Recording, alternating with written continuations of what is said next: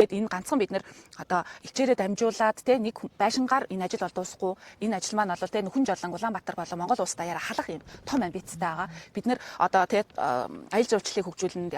Хүмүүсээ эрүүл Монгол өсгөн байжуулна гэж ярьдаг. Хамгийн чухал зүйл чинь л ерөөсөө эрүүл амьдралын хэм маяг шүү дээ. Тэгэхээр Нүхэн жолон байгаа цагт бид нэр эрүүл амьдралын тухай ярихад өрөөсгөл тэгээд агаарын бохирдол Монгол улсын нийт хүн амын талаас илүү хувь амьдарч байгаа Улаанбаатар хотод те энэ агаарын бохирдол гэдэг юм байхгүй болохгүй бол бид нар нөгөө маргааштай ингээл нэг нэгээрээ дэшээ явсаар л байх болно. Тэгэхээр угаартаж өнгөрдөггүй те агаар одоо хөрсөндөө бохирдож өнгөрдөггүй ийм ирээдүг бид нар бий болгохын тулд баг гэлтггүй те хүчин чармаатай гаргах л хэрэгтэй. Хитгэн эмэгтэйчүүд та нар ямар том ажил хийгээвэ? Ийм ажлыг чинь те одоо том улсын хурлын гишүүд юм уу эсвэл одоо компаниуд л хийдэг юм шүү дээ гэдэг тийм хандлагуудыг бидэнд тусад гарч байгаа л да.